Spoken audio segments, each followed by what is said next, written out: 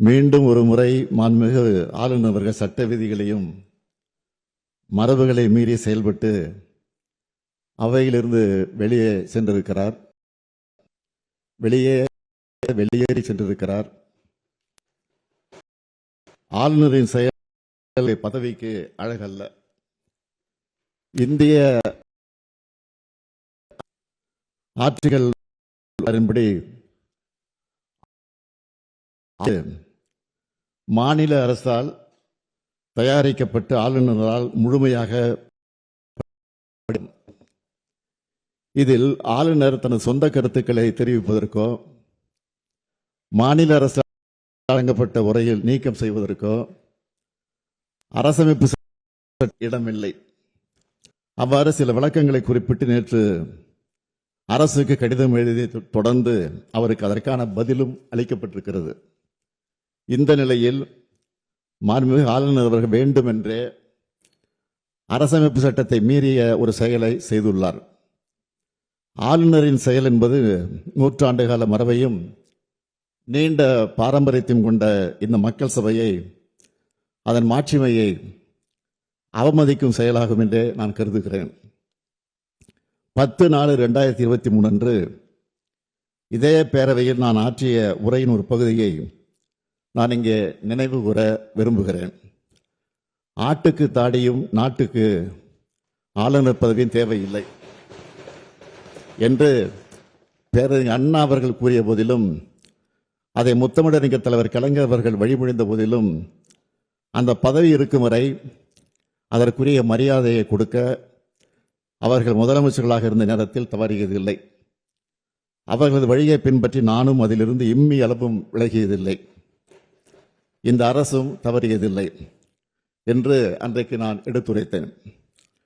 அந்த கொள்கையொட்டியே நான் ஆளுநர் அவர்கள் உரை நிகழ்த்த வேண்டும் என்று நடவடிக்கை எடுக்க ஆணையிட்டேன். எனினும் மாண்புமிகு ஆளுநர் அவர்கள் ஏற்கனவே நடந்து கொண்டது போலவே மீண்டும் இன்று செயல்பட்டிருப்பது மிகவும் வருத்தத்திற்குரியது. தமிழ்நாடு சட்டமன்றம் 8.5 கோடி தமிழ் மக்களுடைய உணர்வுகளை பிரதிபலிக்கின்ற மாமன்றம். ஆளுநர் என்பவர் மாநில நலனில் அக்கறை கொண்டவராக, மக்கள் மேம்பாட்டில் ஆர்வம் கொண்டவராக, உண்மையை பேசுபவராக இருக்க வேண்டும். மக்களுடைய பேராதரவோடு பெரும்பான்மையோடு வெற்றி பெற்று ஆட்சி அமைந்துள்ள அரசு எடுக்கின்ற முடிவுகளுக்கு ஒத்துழைப்பு கூடியவராக இருக்க வேண்டும். அதைத்தான் அரசமைப்பு சட்டமும் அந்த பதவி வகுப்பிடம் இருந்து எதிர்பார்க்கிறது. ஆனால் நம்முடைய ஆளுநர் அவர்கள் அதற்கு மாறாக செயல்படுகிறார். மாநில நிர்வாகத்தை முடக்கவும் பொது மேடைகளில் அரசியல் பேசியும் அவதூறு பரப்பி வருகிறார். அது அவர் சொந்த விருப்பம் என்று கருதலாம். எனினும் அத்தகைய ஒரு முயற்சியை இங்கும் செய்ய அவர் முனைவது ஏற்புடையது அல்ல. நூற்றாண்டு விழா கொண்டாடி சீரும் சிறப்போடு இயங்குகின்ற பேரவையின் புகழ் மங்கிடாத வகையில் பாதுகாத்து வந்த சான்றோர்களின் வழித்தடத்தினை பின்பற்ற வேண்டிய கடமை நமக்கு உள்ளது. வரலாற்று பெருமை கொண்ட இப்பேரவையின் மாண்பினை பாதுகாக்க வேண்டிய முதல் பொறுப்பு எனக்கு உள்ள காரணத்தால் கீழ்காணும் தீர்மானத்தை மாண்புமிகு பேரவைத் தலைவர்களின் இசைவோடு சட்டமன்ற பேரவை விதி 17 தளர்த்தி முன்மொழிந்திட அனுமதி கோருகிறேன். அனுமதி அளிக்கப்படுகிறது. நன்றி. தீர்மானம். ஏற்கனவே உள்ள நடைமுறைகளை பின்பற்றி தமிழ்நாடு அரசால் தயாரித்து அனுப்பி வைக்கப்பட்ட ஆளுநர் உரையை பேரவையில் படிக்காமல் மாண்புமிகு ஆளுநர் அவர்கள் சென்று வருவதை இப்பேரவை ஏற்கவில்லை. மாண்புமிகு ஆளுநர் அவர்களுக்கு அனுப்பி வைக்கப்பட்ட சட்டமன்ற உறுப்பினர்கள் மேசையில் உள்ள கணினியில் பதிவேற்றம் செய்யப்பட்ட ஆளுநர் உரையின் ஆங்கில மொழியாக்கம் இங்கே மாண்புமிகு ஆளுநர் அவர்களால் படிக்கப்பட்டதாக இப்பேரவை கருதுகிறது. அவ்வாறே அவை குறிப்பில் நடவடிக்கை குறிப்புகள் இடம்பெறலாம். மேலும் மரபு வழி நிகழ்வுகள் மாண்புமிகு பேரவைத் தலைவர்களால் படிக்கப்பெறவுள்ள ஆளுநர் உரை தமிழாக்கம் மற்றும் நான் முன்மொழிகின்ற தீர்மானம் அதன் முடிவு ஆகியவை மட்டும் பேரவை நடவடிக்கை குறிப்பில் இடம்பெறலாம் எனும் தீர்மானத்தை நான் மொழிகிறேன். இந்த தீர்மானத்தை அனைத்து உறுப்பினர்களும் ஒருமனதாக நிறைவேற்றி தர வேண்டி அமைகிறேன்.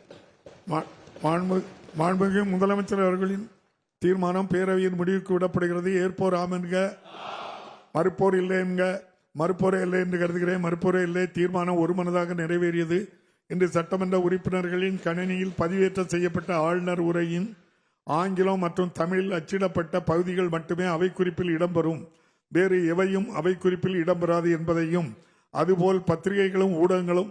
மாண்புமிகு பேரவைத் தலைவர்களே, இந்த சட்டமன்றத்தை மாண்பை காத்து இன்றைய தீர்மானத்தை நிறைவேற்றி தந்த மாண்புமிகு உறுப்பினர் அனைவருக்கும் என்னுடைய நன்றியை தெரிவித்துக் கொள்கிறேன். ஆண்டுதோறும் அரசின் சார்பில் உரை தயாரித்து அனுப்புவதும் அதனை முறையாக வாசிக்காமல் ஆளுநர் முரண்டு பிடிப்பதும் தொடர்ந்து வருவது நல்லதல்ல. ஆளுநர்கள் மாநில அரசுகளுக்கு இடைஞ்சலாக இருந்து இப்படி செயல்படுவது இங்கு மட்டுமல்ல, பல்வேறு மாநிலங்களிலும் நடந்து வருகிறது. ஒரு நாள் செய்தியாக இதனை கடந்துவிட முடியாது.